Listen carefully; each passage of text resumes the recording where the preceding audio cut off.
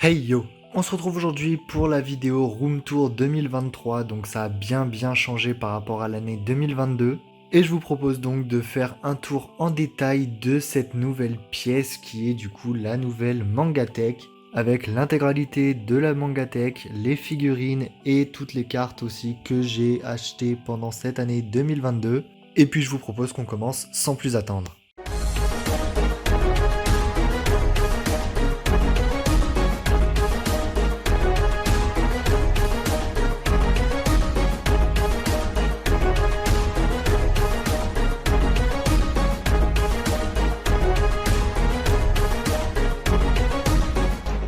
Avant de commencer cette vidéo, j'aimerais vous annoncer que je fais un concours pour gagner le tome 17 de Jujutsu Kaisen en édition collector, en plus du volume 41 de Berserk également en édition collector. Pour participer, c'est simple, il faut juste être abonné et dire je participe en commentaire, et si on est 2100 abonnés avant le 25 janvier, alors vous gagnerez ces deux volumes. Et je vous laisse maintenant avec la vidéo. Bien, donc premièrement, on a tous les mangas de la nouvelle Mangatech qui sont assez énormes en fin de compte, puisqu'on a dépassé les 800 durant cette année. Donc on a quand même quelques pièces qui sortent un petit peu du commun. Je pense par exemple à cette pop de Luffy sur le Going Merry qui n'est pas disponible en France, qui est disponible juste aux États-Unis il me semble. On a certains volumes plutôt rares comme le tome 5 de Tokyo Revengers ou les 3 volumes collector de One Piece qui sont juste derrière. En fin de compte, ça fait quand même un bon paquet de mangas qu'on a là, puisque on dépasse rien que sur ces 3 étagères plus de 700 mangas. Au-dessus, on a une figurine de Roger, le volume 100 de One Piece édition italienne, un booster One Piece Romance Dawn avec la display vide évidemment,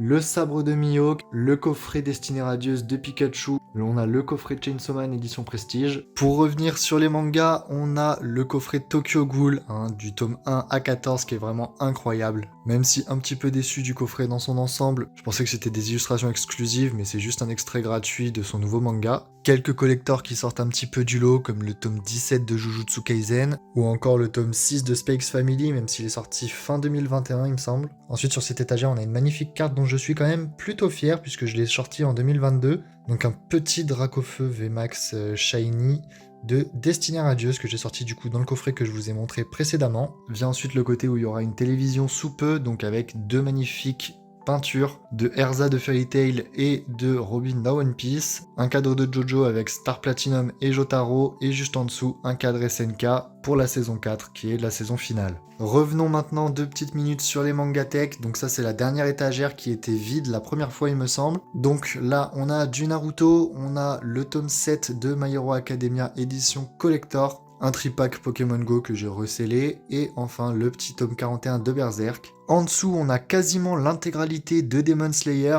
puisqu'il me manque du tome 12 au 16 et j'aurai tout, littéralement tout, avec tous les collectors possibles et imaginables, la petite peinture sur verre que ma copine m'a offert. On passe encore en dessous avec l'intégralité de Phantom Blood, de Battle Tendency, les 3 premiers de Stardust Crusader et le coffret de l'intégrale de Golden Wind. Et au moment où je vous parle dans cette vidéo, je l'ai acheté hier littéralement. J'ai réussi à le trouver dans un magasin, donc vraiment gros coup de chance. Pour ceux qui n'auraient pas vu l'intérieur, je vais quand même vous le montrer. Donc, hop, c'est plutôt bien puisque ça, on a juste à tirer dessus. On a le petit poster exclusif et en dessous on a les 17 volumes de l'intégrale, et ensuite on a l'intégralité de Stone Ocean avec le petit tome 25 en collector de Jojo Lion. Encore en dessous on a décidé de mettre tous les gros volumes, donc les solo leveling, les full metal, les Zelda et les Baki, avec le petit Rohan au Louvre dans le coin. Au-dessus de l'étagère on a mis une petite boîte Yu-Gi-Oh avec la pop de Tanjiro versus Rui. Vient ensuite du coup la magnifique figurine de Nezuko et le reste de la vitrine en fin de compte qui est plutôt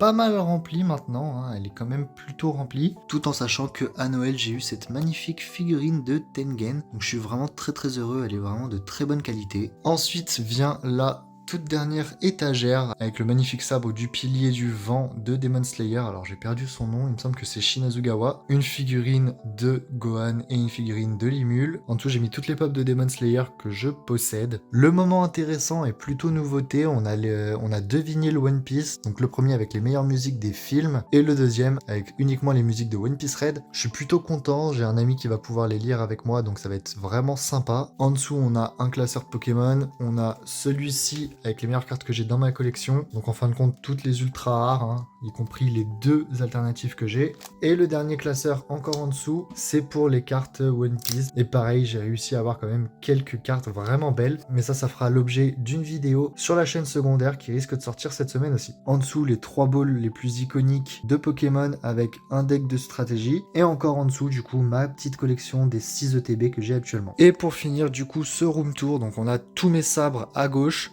On a un petit bambou, donc c'est du faux. Il fait quand même sympa sur ce petit bureau. Donc maintenant, j'ai un nouveau trépied pour pouvoir faire les vidéos. Donc normalement, vous l'avez vu dans la dernière vidéo sortie à l'heure actuelle. De ce côté, du coup, toujours le trépied, entre guillemets, qui me sert à faire mes vidéos depuis presque un an. Et enfin, le magnifique micro pour continuer à faire ces vidéos aussi. Reste donc ce côté où il y a les 3 collecteurs de One Piece que j'ai en double, encore sous blister, parce que j'avais envie de les avoir en double pour pouvoir les exposer. L'étage d'en dessous, on a Edward contre Scar. J'ai voulu faire quelque chose de plutôt sympa et ça a bien marché, avec mon tome 41 de Berserk et le premier character book de Tokyo Revengers. En dessous encore, on a les 2 premiers volumes des Rôdeurs de la Nuit, le tome 83 collector de One Piece et le 8 de Spikes Family. Et pour finir au dernier étage, du coup, Steam Reverie In-Number édition de luxe et Zelda Hyrule Historia. Donc voilà, c'était tout pour cette petite vidéo room tour global en fin de compte de toute la manga tech. Donc j'espère que cette vidéo vous aura plu. Si c'est le cas, n'hésite pas à lâcher ton meilleur Dragon Like et à rejoindre la Z-Team.